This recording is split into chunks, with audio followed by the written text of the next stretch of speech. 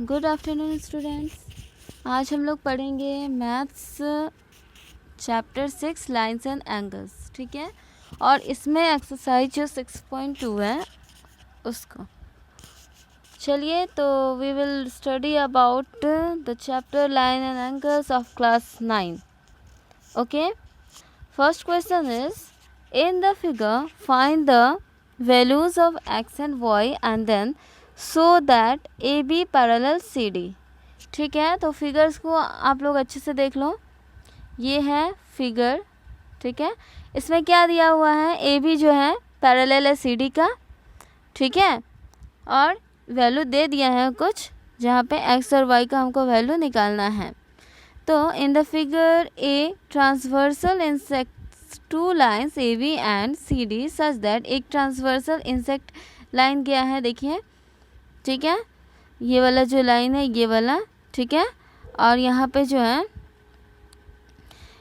जो है दे दिया है 50 डिग्री, ठीक है। तो यहाँ पे हम लोग लिख सकते हैं x plus 50 degree equal to ये वाला x plus 50 degree equals to हम लोग क्या लिख सकते हैं 180 डिग्री लिख सकते हैं ना। x प्लस 50 डिग्री, ये x plus 50 degree equals to क्या लिख सकते हैं 180 डिग्री। क्यों? क्योंकि ये क्या है, लीनियर पेयर एक्सियोम है, ठीक है। तो यहाँ से x का वैल्यू हम लोग निकालते हैं 130 डिग्री। जब x का वैल्यू 130 डिग्री आएगा तो y क्या है, y अल्टरनेट है, इसका वर्टिकली अपोजिट एंगल है, ठीक है। तो x अगर 130 डिग्री आया तो हम लोग कह सकते हैं y भी क्या होगा 130 डिग्री होगा, ठीक है। Therefore angle x equal to angle y equals to 130 degree, that is alternate angles. So we can say AB parallel CD, converse of alternate angles axiom theorem के according. Okay, next question है in the figure if AB parallel CD, CD parallel EF and y is to z equals to 3:7, find x. Okay, इस figure में क्या बोला है कि जो ए B जो है, दिख रहा है आपको, ए बी जो है वो सी डी के पैरेलल है, ठीक है। और सी डी जो है ई एफ के पैरेलल है। इस फिगर में देखिए अच्छे से, ये है, ठीक है। और y is to z, y is to z जो है वो क्या है 3:7। तो हम लोगों को एक्स का वैल्यू निकालना है, ठीक है। तो हम लोग in the given figure A B is parallel C D is parallel E F and y is to z equals to 3:7। So let, हमने बताया है, क्या बताया है कि जब भी कोई चीज़ रेशियो में रहता है तो उसके साथ हमेशा एक्स इंक्लूड रहता है, मतलब वो किसी का मल्टीपल रहता है। हम लोग सीखते आए हैं ये चीज़, ठीक है। तो हम लोग यहाँ पे क्या लेट करते हैं 3x और 7x। अच्छा, यहाँ पे x क्यों नहीं इसके साथ लेट किए हैं, क्योंकि देखिए ऑलरेडी यूज्ड हो चुका है। y is to z, y और z टर्म आया है, फिर फाइंड x टर्म भी आया है। तो ये दोनों एक दूसरे से मिल ना जाए, इसलिए हम लोग 3a और 7a लेट किए हैं।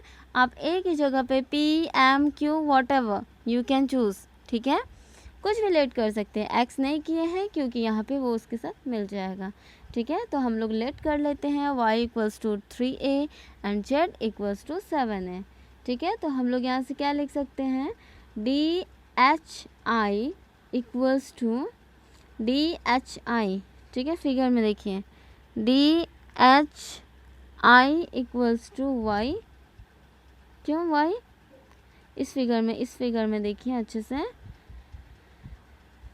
ये इस फिगर में DHI इक्वल्स टू y है, ठीक है। और क्योंकि वर्टिकली अपोजिट एंगल है, और हम लोग लिख सकते हैं DHI plus FIH equal to क्या लिख सकते हैं 180 डिग्री। क्यों? क्योंकि interior angles on the same side of transversal है, इसलिए हम लोग this plus this equals to 180 degree लिख सकते हैं, ठीक है। अब DHI क्या है, DHI जो है वो है y प्लस FIH क्या है, वो है z। तो हम लोग इसका वैल्यू लिख सकते हैं y plus z equals to 180 degree. y का वैल्यू हम लोग जानते हैं 3a प्लस z का वैल्यू भी 7a है, इक्वल टू लिख सकते हैं 180 डिग्री।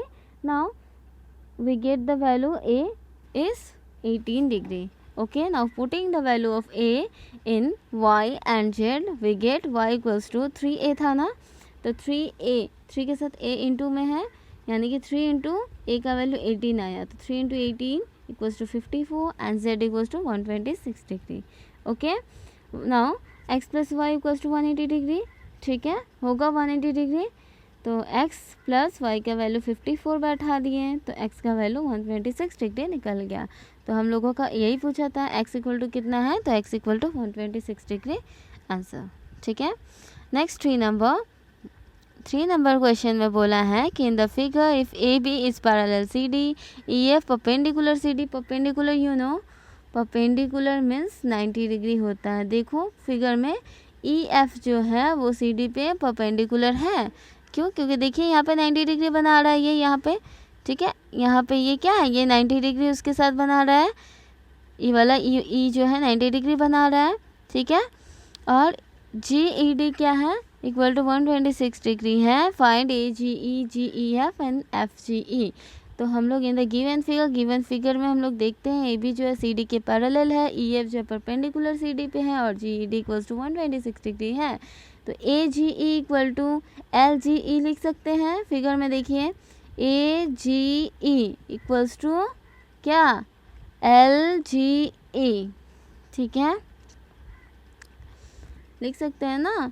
तो क्या हो जाएगा, क्यों? क्योंकि अल्टरनेट एंगल है. तो A G E equal to 126 degree. G E F equals to, हम लोग यहाँ से लिख सकते हैं पूरा में से डी ई एफ को माइनस करते हैं, यानी कि G E D minus D E F. ठीक है, इसको माइनस करते हैं तो हम लोग का क्या आएगा, जी ई एफ आ जाएगा. ठीक है, तो हम लोग वैल्यू जानते हैं G E D equals to 126 degree है, माइनस डी ई एफ देखिए परपेंडिकुलर था ना, तो 90 डिग्री है, तो उसमें से उसको माइनस कर दिए तो कितना आया, 36 degree. Okay, also A G E plus F G E equals to 180 degree लिख सकते हैं, क्योंकि लीनियर पेयर एक्सियोम है. तो वैल्यू पुट कर देते हैं, तो यहाँ से एफ जी ई का वैल्यू आ जाता है 54 degree. Okay, next question. In the figure of P Q S T, P Q parallel P Q S T और पी क्यू आर जो है वो 110 डिग्री है और आर एस टी 130 डिग्री है.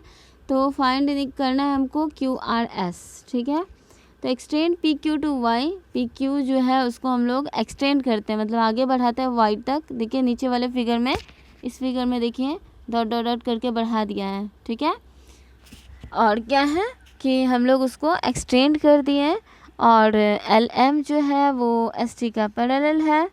ठीक है, एल एम जो है एस टी का पैरेलल है थ्रू आर.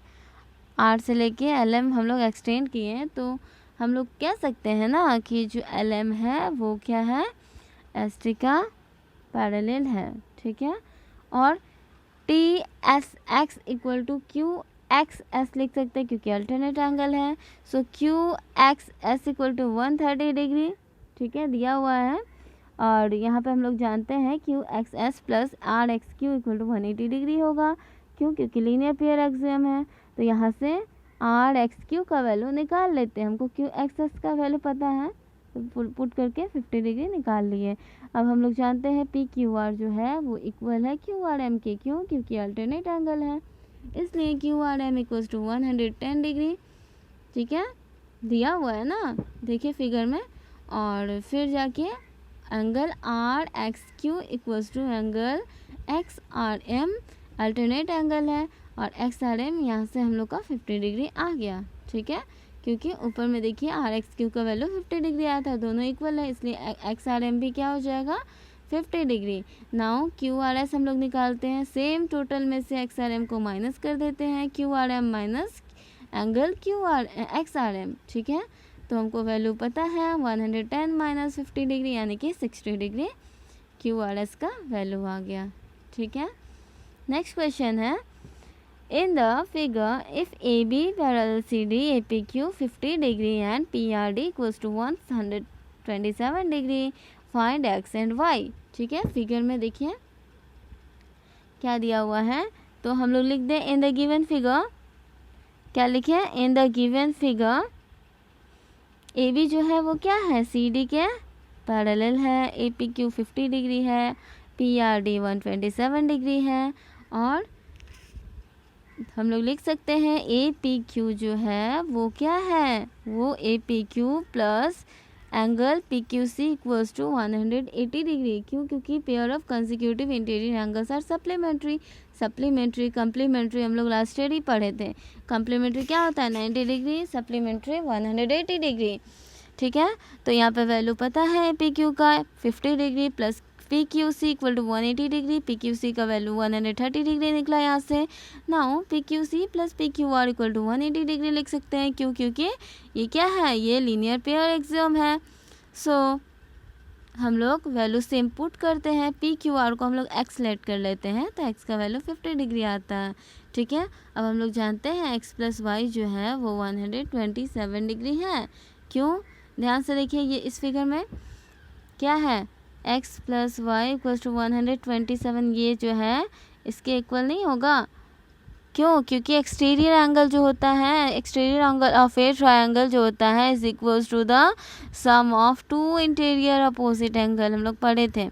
ठीक है, सेम वैल्यू पुट करते हैं x का, तो y का वैल्यू 77 डिग्री आ जाता है। तो यहाँ से x इक्वल टू 50 डिग्री और y equals to 77 degree answer.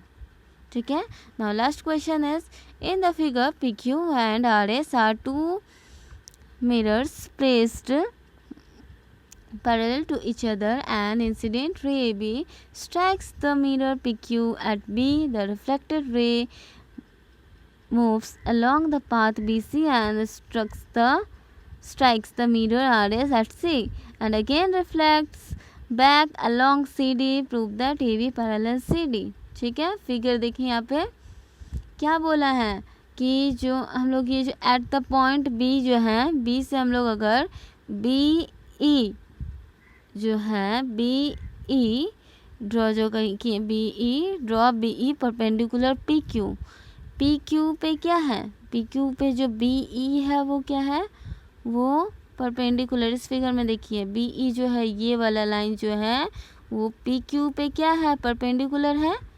ठीक है, ये वाला लाइन जो है परपेंडिकुलर है यहाँ पे। ठीक है, और क्या है, और जो CF है वो RS पे क्या है, ये CF जो लाइन है वो RS पे क्या है, परपेंडिकुलर है। ये देखिए, ठीक है, ये वाला परपेंडिकुलर लाइन है यहाँ पे। ठीक है, तो हम लोग यहाँ से क्या लिख सकते हैं, एंगल 1 इक्वल्स टू एंगल 2। ठीक है, एंगल 1 एंगल 2 मान लेते हैं इक्वेशन 1 सेम। क्यों? क्योंकि एंगल ऑफ इंसिडेंस हम लोग फिजिक्स में पढ़े हैं, angle of incidence is equals to angle of reflection, rule है ना ये। ठीक है, तो और यहाँ पे क्या मानते हैं, angle 3 is equals to angle 4। ये देखिए, ये ऐसे एक लाइन है, हाँ, ये एक मिरर है, यहाँ से एक ड्रॉ किए हम लोग इसका परपेंडिकुलर, तो ये क्या है, एंगल ऑफ इंसिडेंस, ये क्या है, एंगल ऑफ रिफ्लेक्शन। तो दिस इक्वल्स टू दिस हम लोग पढ़े हैं ना, तो इसको मान लेते हैं एंगल 1, इसको मान लेते हैं एंगल 2। तो एंगल 1 इक्वल्स टू एंगल 2, और सेम हम लोग क्या करते हैं, सेम अगर वैसा रहता है तो मान लीजिए ये एक RS लाइन है, इस पे CF क्या है, परपेंडिकुलर है, तो इसको हम लोग सेम मानते हैं। ये मान लीजिए ये जो है ये P और Q है। ठीक है, और ये क्या है, ये जो है ये B और E है। ठीक है, तो ये जो है ये एंगल ऑफ इंसिडेंस है, ये एंगल ऑफ रिफ्लेक्शन है। तो इसको हम लोग अगर 3 मानते हैं और इसको 4 मानते हैं, एंगल 4, तो हम लोग नहीं लिख सकते हैं एंगल 3 इक्वल्स टू एंगल 4, लिख सकते हैं ना। सेम वैसा ही यहाँ पे किया गया है। ठीक है, तो इक्वेशन 1 इक्वेशन 2, तो यहाँ से हम लोग क्या लिख सकते हैं, एंगल 2 इक्वल टू एंगल 3 लिख सकते हैं। हाँ, सेम रीज़न। क्यों? क्योंकि अल्टरनेट एंगल है। देखिए, एंगल 2 इक्वल टू एंगल 3 लिख सकते हैं। क्यों? क्योंकि क्या है, ये क्या है, अल्टरनेट एंगल है। ठीक है, ऐसे अगर होता है ना, ऐसे अगर लाइन होता है तो ये लाइन ये इसके इक्वल होता है, अल्टरनेट एंगल होता है, तो हम लोग ऐसा लिख सकते हैं। ठीक है, सो और हम लोग क्या लिख सकते हैं, एंगल 1 इक्वल्स टू एंगल 4। ठीक है, एंगल सेम वही अल्टरनेट एंगल, फ्रॉम 1, 2 एंड 3 तीनों मिला के हम लोग एंगल 1 इक्वल्स टू एंगल 4 लिख सकते हैं। अब हम लोग क्या करते हैं ना, इसके सामने ना 2 ले लेते हैं। LHS यानी कि एंगल 1 जो है LHS में, उसके सामने भी 2 लेते हैं, और RHS एंगल 4 जो है उसके सामने भी 2 लेते हैं। ठीक है, अच्छा लेने से कोई फ़र्क पड़ेगा? कुछ तो नहीं पड़ेगा, 2 से 2 कट जाएगा, यानी कि एंगल 1 इक्वल टू एंगल 4 आ जाएगा। ठीक है, हम लोग लेते हैं, लेने से सॉल्व हो जाता है, इसलिए हम लोग ले लेते हैं। बैलेंस करने के लिए दोनों तरफ ले लिए 2 और 2। अब 2 एंगल 1 है, उसको हम लोग क्या लिख सकते हैं? एंगल 1 प्लस एंगल 1 नहीं लिख सकते हैं। 2x को हम लोग क्या लिख सकते हैं? 2x को x प्लस एक्स लिख सकते हैं ना। सेम 2 एंगल 1 को एंगल 1 प्लस एंगल 1 लिख सकते हैं, इक्वल टू 2 एंगल 4 को एंगल 4 प्लस एंगल 4 लिख सकते हैं। अब ऊपर में देखिए, एंगल 1 तो रहने दिए, एंगल 1 प्लस रहने दिए। अब एंगल 1 की जगह पे एंगल 2 लिखे। कैसे लिखे? देखिए इक्वेशन 1 देखिए ऊपर में, एंगल 1 इक्वल टू एंगल 2 है ना, तो एंगल 1 की जगह पे एंगल 2 लिख दिए। ठीक है, अब इक्वेशन 2 में देखिए, एंगल 4 की जगह पे एंगल 3 लिख सकते हैं। एंगल 3 इक्वल्स टू एंगल 4 है, तो एंगल 4 की जगह पे एंगल 3 लिख दिए। ठीक है, अच्छा ध्यान से देखिए, एंगल ये जो है, ये इक्वेशन 2 जो है ये वाला, एंगल 3 इक्वल्स टू एंगल 4, तो ये जो 4 है ना, हाँ यहाँ पे हम लोग 3 लिख सकते हैं, क्योंकि एंगल 4 इक्वल टू एंगल 3 है, और ये जो 4 है इसकी जगह पे यही वाला रहने दिए। ठीक है, तो एंगल 1 प्लस एंगल 2 क्या हो जाएगा? फिगर में देखिए, इसको हम लोग लिख सकते हैं BCD, ये वाला देखिए BCD लिख सकते हैं ना। और फिर जाके एंगल 3 प्लस एंगल 4 क्या हो जाएगा? तो ABC, इस फिगर में देखिए ABC। ठीक है, तो इसलिए हम लोग कह सकते हैं हेंस AB जो है पैरेलल फ्रॉम 1 और 2 को लिखे थे, hence AB is parallel CD, alternate angles are equal. ठीक है, आई होप आप लोगों को समझ में आया होगा। ठीक है, तो हम लोग फिर मिलते हैं नेक्स्ट वीडियो में। तब तक के लिए आप लोग स्वस्थ रहिए, खुश रहिए और पढ़ाई करते रहिए।